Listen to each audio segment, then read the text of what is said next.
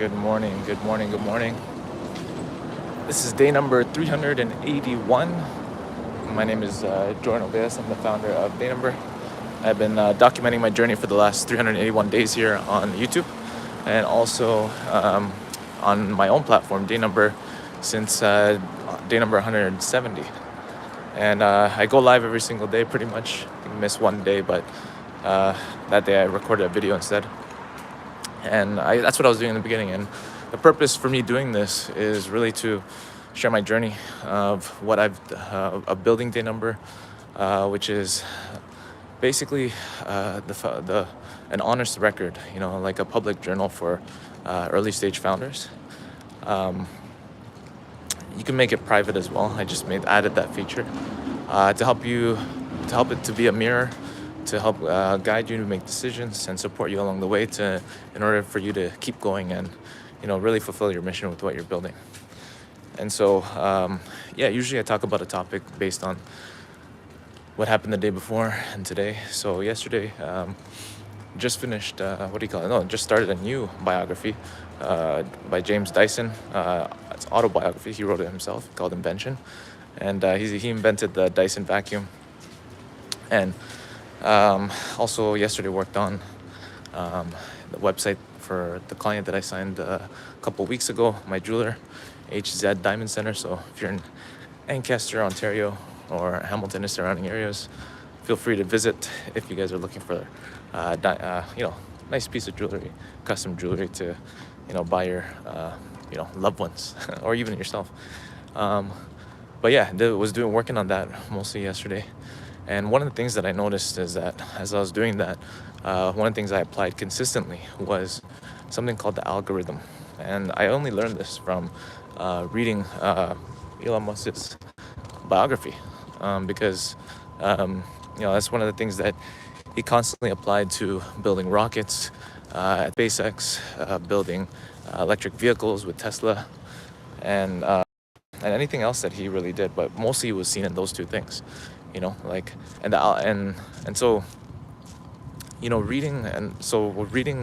that biography, Michael Dell's biography, and from to start, then Bill Gates's autobiography, and then Steve Jobs, and then Elon Musk. The things that I learned in these last 90 days from observing them is that, they had a vision for what it is that they're all visionaries, right? Michael Dell, he wanted to, compete with IBM at the time, when IBM owned 80% of the market share for, making personal computers. And he was just a college kid, 19 years old, putting computers together, making custom desktops for people. And he was a hustler, he had the dreams of because his parents were always had the magazines of Forbes, not Forbes, what do you call it? There was Fortune magazine, those kind of magazines. And then Bill Gates, his parents were very successful as well. Not super successful like him, but top lawyer, Bill Gates' dad, Bill Sr.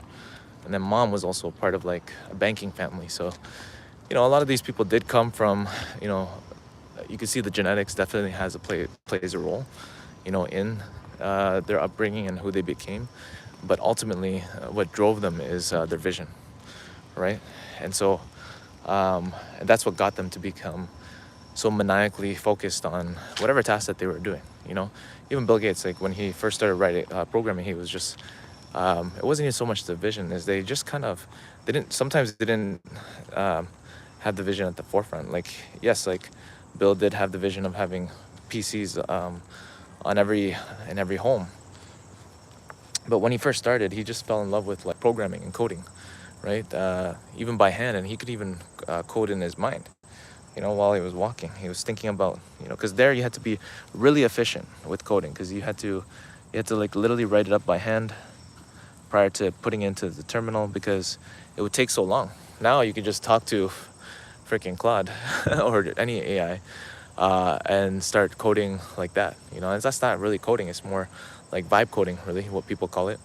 But it's crazy, yeah. They just had, first of all, they started with what they were passionate about. And what they were passionate about led them to the bigger vision, right?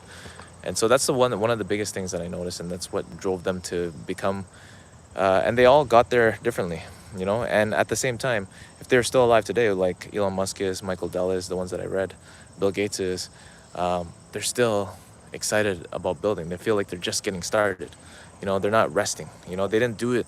They're still playing a game. You know, whatever game that is that they're playing, right? So we got Liam J9U said hello. Hey, what's up? Welcome, welcome. So that's one of the key things is, first of all, what excites you? You know, what are you passionate about? You know, what is it that is drawing you to focus on every single day? You know, I'm reading James Dyson's biography. He was passionate about art, you know, passionate about design, right? So he focused on that. And then it was more so art in the beginning. And then one of his teachers said, hey, you should get into design, you know? So, and he never knew that was a thing back in the 60s. You know, it was just like, it was not, you know, designing like, you know, furniture or, you know, different like clothes or different things like that.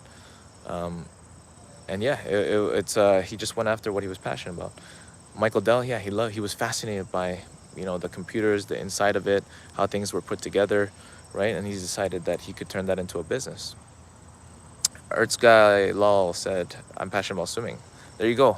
Everybody, you probably know Michael Phelps, you know, he was passionate about swimming. You know, I think his regiment for winning 11 gold medals was eat, sleep, swim. Eat, swim, sleep. Or wake up. Yeah, basically eat, swim, sleep. You know, that's what he was. I think that's what it was, right? What am I passionate about? Well, for me, what I'm passionate about is I love entrepreneurship. I love turning something that seems impossible, making it possible, right? That's why I'm a magician as well. So I love, you know, performing for people. You know, I love music. I'm passionate about music, right? So taking all those things and I'm putting it into what I'm building here with dayNumber.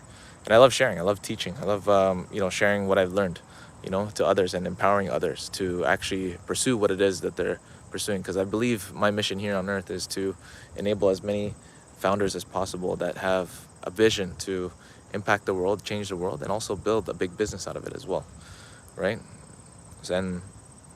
And so when you pursue something, and I noticed that for all these guys, even though they knew, like each one of them, Michael Dell, Bill Gates, Steve Jobs, you know, Elon Musk, they all knew they were going to be rich. Like, this is funny. It's like they just had this knowingness, right? But they didn't pursue the things that they were pursuing just to make money. They did it because they were passionate about it and they found a way to make money, right? Steve Jobs, yeah, when he saw what he did with Apple computers, I mean, when he saw what Steve Wozniak did with the computers, he was also very fascinated with like the hardware and the engineering and like how things were put together, because his father was like a handyman and he saw his father do things like and build things as well, you know. Well, his not his biological father, but his like adopted father. But yeah, so you have to find something. What is it? You know, follow your highest excitement. Look for what it is that you're passionate about and start going towards that. Okay, and then that will open up your grander vision. You know, you go as far as you can see, and then when you get there, you see further, right? And so for me, that's what happened with me. I mean, my background's in sales and marketing. I've been, you know, doing sales since I got introduced to the world of entrepreneurship back in 2007, so almost 20 years ago.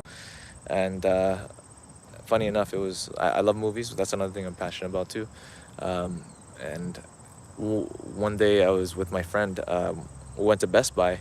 This was back in 2007, you know, and he somehow won. I think he like, what is it? I think he won a contest or something like that for lining up in at Best Buy, like for like Boxing Day or something like that. And then I think I went with him to go get a laptop. And then while he was going getting a laptop, because he won like $500. It was like a gift certificate or something like that. I went with him to go pick up his laptop, and while I was looking for like Dumb and Dumber, the movie, and and then after some guy approached me and he's like, hey, like, are you looking for other ways of making money? Somehow, as we struck up a conversation, and I'm like, okay, yeah, I was looking for ways to make money for sure. And then so yeah, anyways, I met up with them. He showed me the business plan, and I'm like, holy, like this like unplugged me from the matrix, like, because at that time I was thinking, oh, maybe I could be a doctor. Like, I always wanted to make an impact in this world. I was like, oh, maybe I could be a doctor like Patch Adams, you know. do that. And I guess the way to get rich is, or I thought you had to work really hard, and only lucky people got rich, right? But that opened my mind, like, wow, anybody can, right? So that was my first spark of like thinking like, oh, okay, anything's possible pretty much, right? And so yeah, fast forward, I get into sales like probably like a few years later. Actually, no, not even that same year. I started getting into B2B sales, but I wasn't really good at it until like I learned a system of like how to start selling B2B back in like 2012, right? And yeah, like yeah, even since then, I always wanted to make an impact in this world in a positive way. So that's why you don't know where it's gonna lead you to. I didn't know I was gonna be building dayNumber 381 days ago. I even called it the Billions Club at the time, right? Because it was like billions of dollars impacting billions of people, impacting billions of lives. That's what it was about. It was about helping founders, empowering founders who wanted to build like a unicorn company that also wanted to impact the world in a positive way, right? So, A, that's reasonable. A, LOL. What's up? Earth's guy, LOL. um, so yeah. So that's the first thing I would advise you, and that's what I really learned from these biographies. Is like, you don't know. You also don't know where it's gonna lead you. Elon Musk never knew he was gonna be, kicked out of, as CEO of like his first two companies, Zip2 and PayPal. And he also always was talking about like multi-planetary civilization, um, electric vehicles, even since he was younger. But he never knew how he was gonna get there, right? So he just went with what was the most thing he was passionate about at that time and what he could capitalize on, right? So, sorry, hold on one second, guys.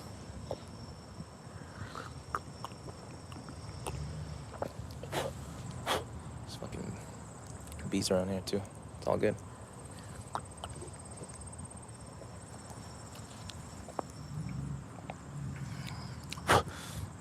By the way, guys, we just hit 600 subscribers, so thank you guys again for anybody who subscribed.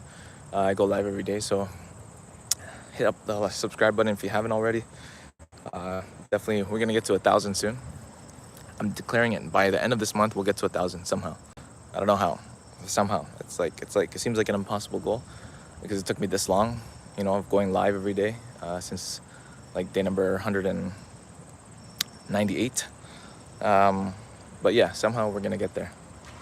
So yeah, guys, just wanted to share that with you. If you're a founder who's building, who wants to, really, build something that seems impossible and make it possible, right? First of all, follow your passion, and number two, define your vision. What's your vision for what it is that you're building? By the way, guys, here's the sun. Whew. That's where I'm at right now. It's a nice day out. Thank you, Earth's guy, LOL. We believe in you. What's up?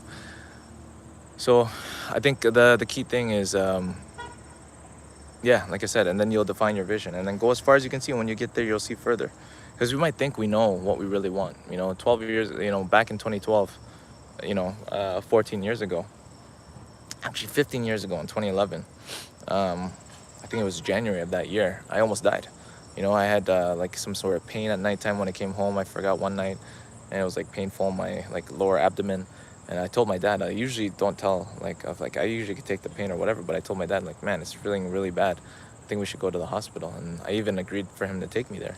So, and that night they had to take me into surgery, and then I died on the way to recovery, And so it's like, man, you just don't know what's gonna happen. I mean, if I had died that night, like, I wouldn't have my daughter, I wouldn't have, my other daughter, my stepdaughter, got married. I wouldn't have had building this thing. I wouldn't be on this live with you guys, sharing this message, right? So, at the end of the day, what's gonna happen in your life is gonna happen.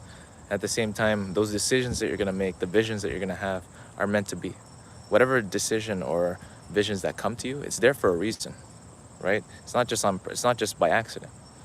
So get curious, look into it more, and start taking a step towards that, right? So yeah, Yeah, well, it's all good, man. You know, it was a new. I'm in a. Uh, I'm thankful for whatever happened. You know, so. But anyways, guys, thanks again for tuning in.